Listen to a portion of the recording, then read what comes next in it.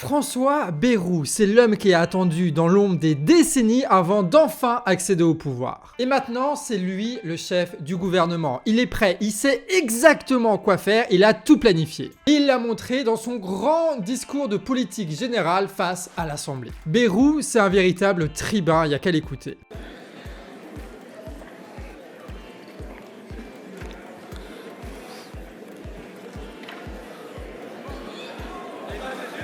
Je suis là.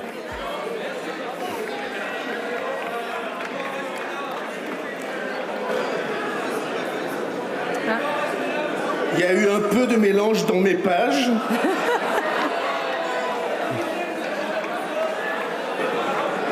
Merci beaucoup. Dans ce nouveau monde, c'est parce que je suis un néophyte et donc je suis bien obligé d'apprendre ce métier. Ah, ça fait du bien d'être dirigé par des grands hommes politiques, hein? Non mais franchement, il mérite ses salaires exorbitants ce gars-là, hein, y a pas à dire. Bonjour à tous et bienvenue sur Actu Réfractaire. Aujourd'hui, on va parler du discours de politique intérieure de François Bayrou, de la possible censure, de quelques luttes en France et des événements qui se passent en Pologne en ce moment. Vous allez voir, ça va vous intéresser. C'est parti pour votre Actu Réfractaire du jour. Nous allons donc commencer par la politique française. Alors vous le savez, Macron il a dissous l'Assemblée à l'été et il a nommé un Premier ministre qui s'appelait comment déjà Michel Barnier. C'est fou qu'on a déjà oublié ce type, hein. Le gars il s'est fait censurer rapidement par l'Assemblée, ce qui est une première depuis 60 ans, et donc Macron il a nommé François Bayrou dans l'espoir que lui ne soit pas censuré. Côté RN et LFI, ils ont plutôt intérêt à court terme à censurer le gouvernement pour précipiter des élections présidentielles. Donc la stratégie macroniste, c'est de convaincre le Parti Socialiste de ne pas voter cette censure. Sauf qu'il y a deux problèmes majeurs auxquels doit faire face la Macronie et qui expliquent toutes les actualités récentes. Le premier, c'est que y a que des manches qui acceptent de devenir ministre dans un bateau qui sombre. Le nouveau gouvernement Bayrou, c'est les mêmes macronistes à des postes différents et en plus avec Manuel Valls. Donc évidemment, en France, ça convainc personne et ça convainc pas totalement le Parti Socialiste. Second problème, c'est que le gars, il a plus beaucoup de marge pour gérer sa politique de l'État français. Les intérêts de la dette augmentent, la pression des marchés financiers aussi, la crise économique se renforce, tout comme la guerre commerciale qui va aller en s'accélérant avec l'arrivée de Trump. Avec un tel niveau de déficit, il va falloir saigner le service public pour nourrir la voracité des marchés financiers, tout en essayant de relancer un cycle de production en invitant désespérément à coup de subventions les investissements étrangers à venir en France. Alors la question, c'est comment négocier la seule politique envisageable pour eux avec des gens du Parti Socialiste qui avaient déjà censuré Barnier pour les mêmes raisons. Dit comme ça paraît un peu impossible, mais il ne faut pas sous-estimer à quel point le Parti Socialiste se sont des vendus. Voilà. Bayrou, évidemment, comme tous les autres politicards de son espèce avant lui, il s'est focalisé sur la dette. Sans aller plus loin dans les raisonnements, comme on l'a fait hier sur Actu Réfractaire. Non, c'est très superficiel. Il joue juste sur la peur de la dette pour permettre de justifier n'importe quelle politique de salopard. Depuis la guerre, mesdames et messieurs les députés, la France, dans son histoire, n'a jamais été aussi endettée qu'elle l'est aujourd'hui. Et j'affirme qu'aucune politique de ressaisissement et de refondation ne pourra être conduite si elle ne tient pas compte de cette situation de surendettement. Et pour résoudre ce problème de dette qui dure depuis décennies, Bayrou propose les mêmes solutions qui sont répétées depuis des années. C'est-à-dire l'austérité. Voilà.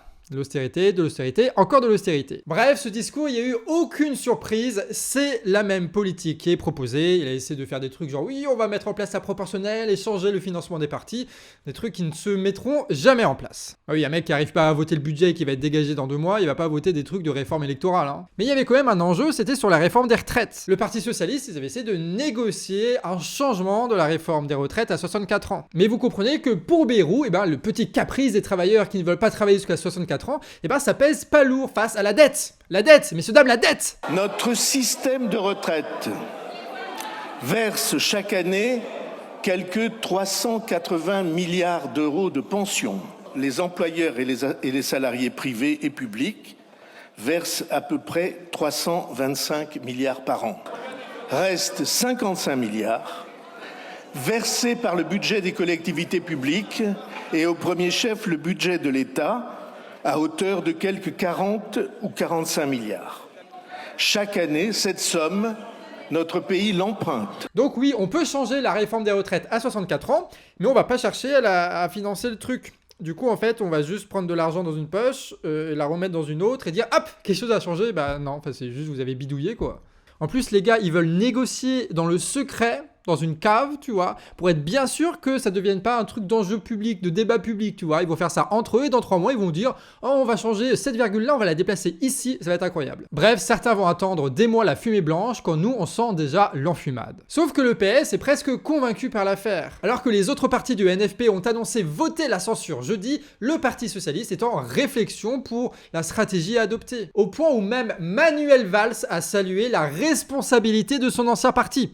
Voilà, on a les soutiens qu'on mérite, hein. Le PS, qui ne représente rien électoralement et qui a gagné 40 députés grâce aux tambouilles secrètes du NFP, rechigne à recréer une nouvelle crise politique. Eux, clairement, par rapport à les filles, ils ne sont pas prêts au présidentiel que pourrait succéder une éventuelle censure. Et aussi, de l'autre côté, ils sentent bien que s'ils font un peu trop de la merde avec Bayrou, et ben ils vont être dégagés du NFP, sauf que ça, c'est leur garantie pour avoir des sièges au chaud à l'Assemblée nationale. En fait, le PS, ils auraient adoré négocier des mesures symboliques, revenir avec un bulletin de guerre, genre oui, la réforme des retraites a été abolie, sauf que non, voilà, les marges de manœuvre de les macronistes ne sont pas suffisantes pour donner des gages au Parti Socialiste qui repart donc bredouille. Et là encore, on est sympa, hein, parce qu'on vous a épargné les semaines et les semaines de négociations bidons où le PS a léché les bottes du pouvoir, affirmant avoir négocié des trucs de fou pour le peuple, alors que pas du tout. Ouais, maintenant les trucs de politicards, de menteurs et tout, on évite de les mettre sur actu réfractaire. Le RN, eux, ne compteraient pas voter la censure jeudi, mais pourraient bien la voter plus tard,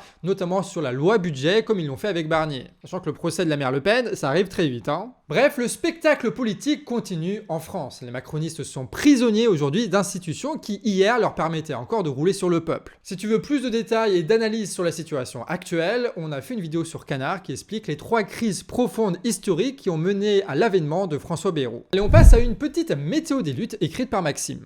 Les femmes de chambre des hôtels Champigny et Première Classe à Susren sont aujourd'hui à leur 150e jour de grève. À l'origine de la grève, ça a été une protestation du licenciement abusif d'une des femmes de chambre. Elle dénonce des conditions de travail difficiles et une direction qui pousse à l'augmentation de la charge du travail en demandant plus de polyvalence sans pour autant augmenter les salaires. Elle dénonce aussi le management brutal et la répression syndicale. La direction a d'ailleurs fait appel à la police pour tenter de casser la grève. Le 5 octobre, 2 grévistes sont arrêtés sur le piquet de grève puis mis en garde à vue pendant 6 heures. Et vu qu'évidemment ils touchent pas de salaire quand ils font grève, et ben ils ont mis en place une caisse de grève pour pouvoir tenir.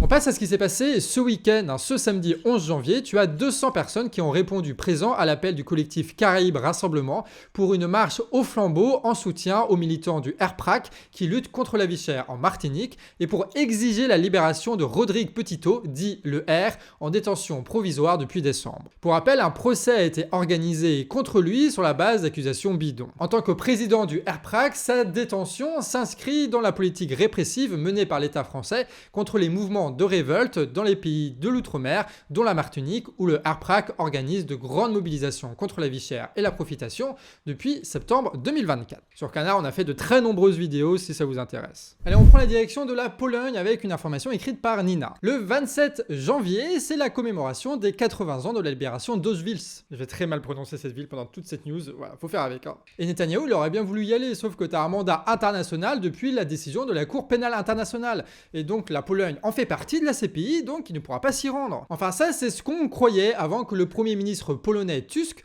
affirme que la sécurité de Netanyahou sera assurée. En s'opposant donc au droit international, le gouvernement polonais permettra probablement aux génocidaires d'instrumentaliser cette commémoration pour étendre sa propagande. Mais cela se fait non pas sans contestation, puisque le 10 janvier à Varsovie, la capitale du pays, des centaines de personnes ont manifesté avec des drapeaux palestiniens en scandant « Arrêtez Netanyahou » ou encore « L'asile pour les réfugiés, pas pour les génocidaires ». Comme le dit une manifestante, l'anniversaire de la commémoration de la libération d'Auschwitz nous rappelle qu'on ne peut pas consentir à un génocide. En fait, ce soutien du gouvernement polonais s'inscrit dans une alliance puisque l'État polonais renforce son armée et signe des contrats d'achat de matériel militaire avec les entreprises israéliennes. Et puis sur le fond de la rhétorique nationaliste, ça permet aussi au parti conservateur PIS, qui s'est fait dégager aux dernières élections législatives, de récupérer des voix pour les prochaines élections présidentielles cette année. C'est là-dessus qu'on termine cette actu réfractaire que nous avons écrite avec Nina et Maxime. Et d'ailleurs, c'est la première fois que Nina participe directement à l'écriture d'une actu réfractaire,